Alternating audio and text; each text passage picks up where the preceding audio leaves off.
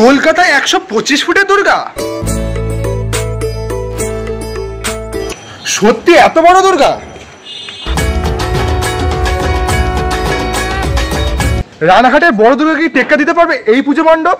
দুর্গা আজ ভক্তি ভরে প্রণাম জানাই তোরে দু হাত জুড়ে, তুই আসবি বলে মোরা সে পথ চেয়ে দে মোদের ঠাই তোর চরণ তলে, ও মা দুর্গা।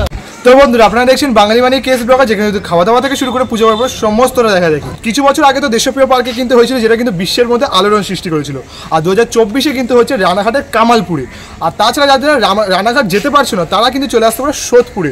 সোদপুরে শহীদ কলোনির প্রাঙ্গণে কিন্তু হতে চলেছে এবছর সবথেকে বড় দুর্গা প্রতিমা। প্রায় কিন্তু 100 থেকে 120 ফুটের কাছাকাছি কিন্তু তোমার এখানে দুর্গা প্রতিমা তৈরি করা হচ্ছে। কতটা প্রস্তুতি চলছে সমস্তটা তুলে ধরবে ভিডিওর মাধ্যমে। ভিডিওটা জাস্ট স্কিপ না করে জাস্ট দেখতে থাকো। Let's go. এখন কিন্তু আমরা চলে এসেছি সোদপুরে শহীদ কলোনির ঠিক পুজো প্রাঙ্গণে ঠিক মাঠটাতে দেখতে পাচ্ছ। আর এই যে মাঠটা দেখতে পাচ্ছ, ছোটোর উপর একটা মাঠ, তার মধ্যেই কিন্তু দেখো বিশাল বড় কিন্তু একটা চালচিত্রের আকারে কিন্তু যে মণ্ডপের মতো অংশটা সেটা কিন্তু করা রয়েছে। এখানেই কিন্তু মা দুর্গাকে কিন্তু ইনস্টলেশনের যে কাজ সেটা কিন্তু চলবে। মানে বুঝতে পারছো বিশাল বড় কিন্তু একটা চালচিত্রের মতো পুরো বাঁশ দিয়ে কিন্তু বানিয়ে নিয়েছে।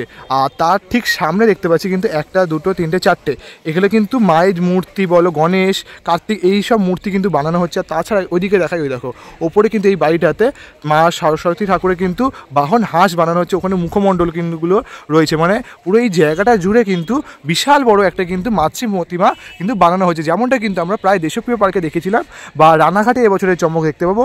সেরকমই কিন্তু আমরা কলকাতার সোদপুর অঞ্চলে কিন্তু আমরা এই চমকটা দেখতে পাবো।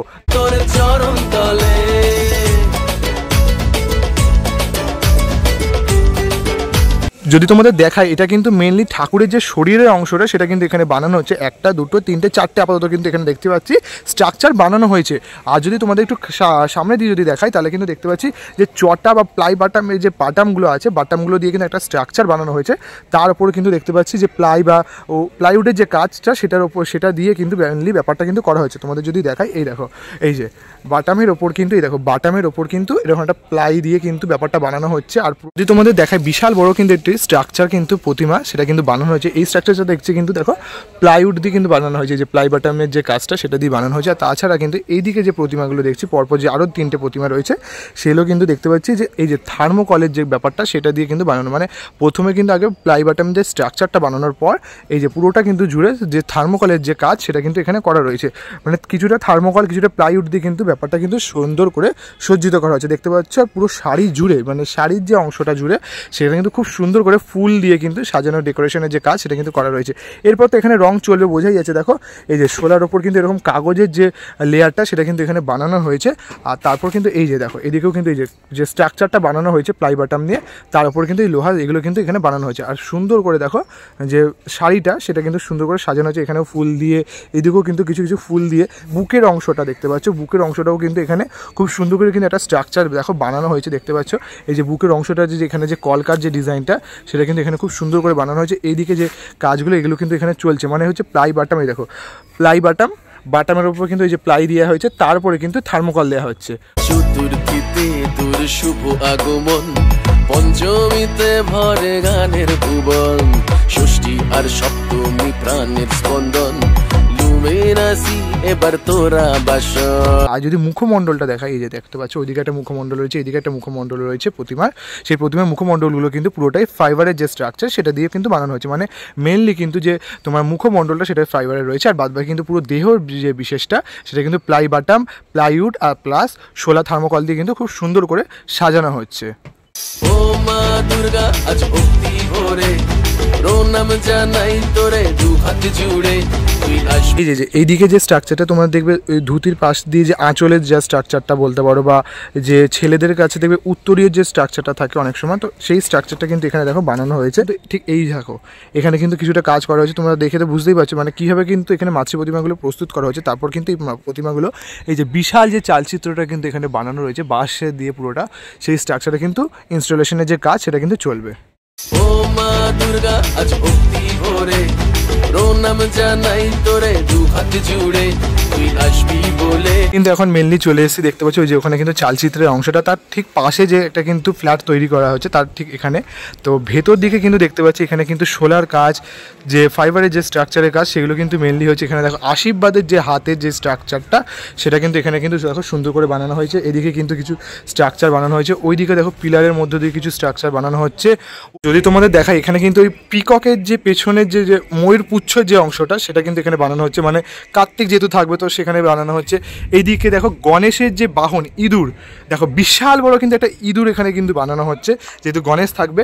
মেনলি কিন্তু ব্যাপারটা কী করা হয়েছে দেখো, বাটামের যে স্ট্রাকচার, দেন প্লাইউড দেওয়া হয়েছে, অ্যান্ড দেন কিন্তু সোলার যে কাটিং করে কিন্তু পুরো ব্যাপারটাকে তার উপর কাগজের ইয়েটা করে প্রলেপটা দিয়ে পুরো কিন্তু এখানে এরকম নানা রকম স্ট্রাকচার কিন্তু দেওয়া হচ্ছে। এটা কিন্তু মেনলি মায়ের যে বাহন সিংহ, সেই সিংহটা কিন্তু দেখো এখানে বানানো হয়েছে। সিংহের যে মুখমণ্ডলের যে অংশটা বিশাল বড়, দেখো একটা সিংহের মুখমণ্ডলের অংশ কিন্তু এখানে বানানো হয়েছে।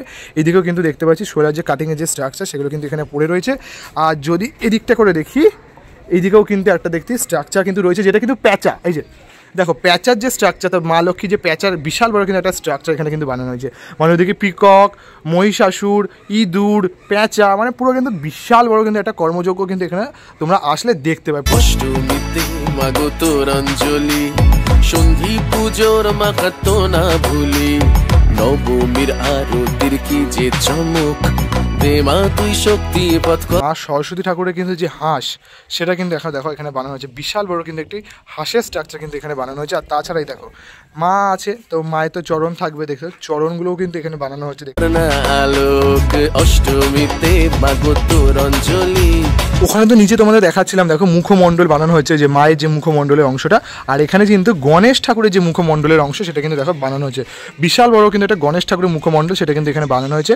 গজানন, আমাদের কালকেই তো গেল গণেশ পুজো, সেই দেখো বিশাল বড় কিন্তু একটা solar structure, thermocol structure, ply বাটাম দিয়ে পুরোটা দিয়ে কিন্তু এটা বেশ অসাধারণ কিন্তু মুখমণ্ডল এখানে বানানো হচ্ছে, যেগুলো কিন্তু এই যে এখানে ইনস্টলেশন কাজ চলবে। 100 ফুটের মাতৃ প্রতিমা এখানে বানানো হচ্ছে, তার জন্য কিন্তু বিশাল বড় কিন্তু দেখো একটা হাতের যে কবজির অংশটা সেটা কিন্তু এখানে দেখো বানানো হয়েছে, জাস্ট বিশাল বড়, দেখো এত বড় যে কাজটা। আর এইদিকে দেখো মায়ের যে পায়ের যে চরণের যে অংশটা সেটা কিন্তু এখানে বানানো হয়েছে, দেখো এইদিকে একটা ওইদিকে একটা, যেহেতু অনেকগুলো ঠাকুর। এদিকে কিন্তু হাতের যে কবজি, এই যে মুঠোর অংশটা সেটা এখানে বানানো হয়েছে। ওইদিকে কিন্তু আরেকটা দেখতে পাচ্ছি হাতের যে বাহু যেটা ব্যাপারটা, সেই অংশটা কিন্তু এখানে বানানো হয়েছে। মানে মনে হচ্ছে কিন্তু দেখো ফেসটা দেখে মেনলি মহিষাসুরের যে ফেস, কিন্তু গোঁফের মতো একটা কিন্তু অংশ রয়েছে আমরা দেখতে পাচ্ছি, সেটা দেখো।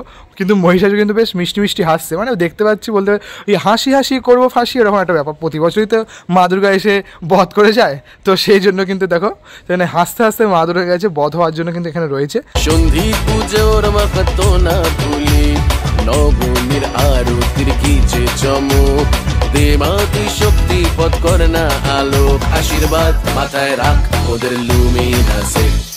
ও মা দুর্গা আজ ভক্তি ভরে প্রণাম জানাই তোরে, দু হাত জুড়ে তুই আসবি বলে, মোরা সে পথ চেয়ে নিচের ফ্লোরে কিন্তু দেখাচ্ছিলাম তোমাদের সোলার যে কাটিং বা সেইগুলো। আর এরপরে দেখতে পাচ্ছি কিন্তু দেখো মাতৃ প্রতিমার যে ফাইবারের কাজ সেগুলো কিন্তু এখানে চলছে, মানে কিন্তু বোঝাই যাচ্ছে ফাইবার, শোলা, প্লাইউড সমস্ত দিয়ে কিন্তু একটা বেশ বড় কর্মযজ্ঞ কিন্তু এখানে তৈরি করা হয়েছে।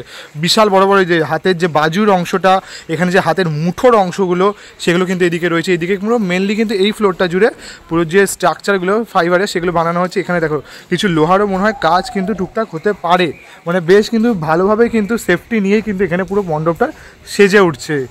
না মেনলি মানে এখানে যে দেখতে পাচ্ছি থার্মোকল রয়েছে, সাথে কিন্তু এরকম ফাইবারের স্ট্রাকচার, মানে এটা কীভাবে কী ব্যাপারটা তৈরি করা হচ্ছে? ক্লে মডেলিং হয়েছে, ক্লে মডেলিং দেখে তার ডাইমেনশন হচ্ছে, তারপরে আচ্ছা মানে প্রথমে থার্মোকলের উপর একটা মানে স্ট্রাকচার নিয়ে নেওয়া হচ্ছে, তারপরে ফাইবারটা করা হচ্ছে, তাই তো? তারপর আপনার ডাইস হচ্ছে, ডাইসের পর তারপরে আমাদের ফাইবারটাকে দিয়ে আবার একটা ডাইস মাদার মোল্ড করে তারপর ওর থেকে ডাইস বার করে তারপরে এই প্রোডাকশন হচ্ছে। আচ্ছা মানে মেন থার্মোকল থাকছে না, আমাদের ফাইবার থাকছে। আচ্ছা পুরো প্রতিমাটাই ফাইবারের থাকছে। আচ্ছা আচ্ছা আচ্ছা। এখন কিন্তু আমরা দাঁড়িয়েছি যেখান থেকে কিন্তু দর্শনার্থীরা মেন পুজো মণ্ডপে প্রবেশ করে, মানে এই যে ওপরের যে জায়গাটা তোমাদের দেখালাম, এখানে কিন্তু যে বড় বড় মাতৃ প্রতিমা ফাইবারের সেটা কিন্তু এখানে পুট করা হবে, মানে ইনস্টলেশনের কাজ হবে। এরপর কিন্তু দর্শনার্থীরা এখান দিয়ে প্রবেশ করে যে মাতৃ প্রতিমাটা যেটা পূজিত হবে সেই মাতৃ প্রতিমা কিন্তু দর্শন করে। মানে বুঝতে পারছো এই যে সামনের যে দিকের যে অংশটা এখানে কিন্তু মাতৃ প্রতিমা থাকবে, আর এই দিকটা দেখতে পাচ্ছ প্লাই বাটামের ওপর কিন্তু প্লাইয়ের যে কাজ সেটা দিয়ে কিন্তু বেশ সুন্দর করে একটা কিন্তু রাজমহলের মতো কিন্তু ব্যাপারটা কিন্তু সুন্দর করে সাজিয়ে তোলা হচ্ছে। যদি দেখো পুরো পিলার দেয়া, মানে বনে দিয়া না যে ছাপ সেটা কিন্তু এখানে পুজো মণ্ডপে তৈরি করা হয়েছে। মানে 100 ফুটে তো দুর্গা আমরা দেখছি, সেটা একটা রাজবাড়ির যে থিম সেটা কিন্তু এখানে দেখা মানে বেশ কাজ করা হচ্ছে। আর এখানে কিন্তু দেখতে পাচ্ছি একটা কিন্তু এরকম রাউন্ডিং একটা যন্ত্র রয়েছে, মনে হচ্ছে কিন্তু এখানে কিছু একটা স্ট্রাকচার থাকবে যেটা কিন্তু রাউন্ডিং করেও কিন্তু ঘুরতে পারে। বাট এরকম কিন্তু সুন্দর করে বেশ কিন্তু এখানে একটা মানে জায়গা কিন্তু এখানে করা রয়েছে। মানে এখানে কিন্তু আমরা মাতৃ প্রতিমাটা দর্শন করবো, যেটা কিন্তু মাতৃ প্রতিমা পুজো হবে। তাছাড়া তো এরকম বিশাল বড় বড় কিন্তু চমক থাকছে, মানে এর ওপরটাকে যে 100 থেকে 120 ফুটের যে মাতৃ প্রতিমা সেটা কিন্তু এখানে থাকছে।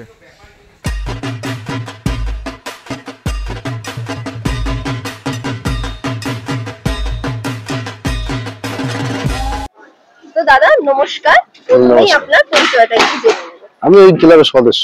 আচ্ছা, নাম? সঞ্জীব দাস। আপনাদের এই বছর কততম বছরে পদার্পণ করলো পুজো? এটা 75তম বছর। আচ্ছা, 75তম বছরে এইবারে আপনাদের ভাবনা কি রয়েছে? এবার আমাদের ভাবনা হচ্ছে ওই যে আমাদের 75-100, এটা হচ্ছে আপনার 120 ফুটের দুর্গা হবে। পুরো দুর্গার পুরো সাইড পুতুল নিয়ে গণেশ, লক্ষ্মী, গণেশ, কার্তিক, দুর্গা, এইটাই আমাদের থিম। এখন এই টোটালটা ফাইবারে হবে। আর এখন এরা এই পর্যন্ত হয়েছে, মানে এই এটা আর কি মাতৃ চালা আর কি চালা। হ্যাঁ মাতৃ চালা। এই চালার আগে তার মধ্যে আবার লাইটের অনেক রকম লাইটের কাজ হবে, টোটালটাই লাইটের ফোকাস থাকবে। আচ্ছা, লাইট কি লেজার লাইট থাকবে? হ্যাঁ লেজার লাইট থাকবে, ভেতর দিয়ে লাইট থাকবে, আচ্ছা বাইরে দিয়ে লাইট। মানে তিনটা এমন হচ্ছে যে দিনেও ভালো লাগবে, রাত্রেও ভালো লাগবে।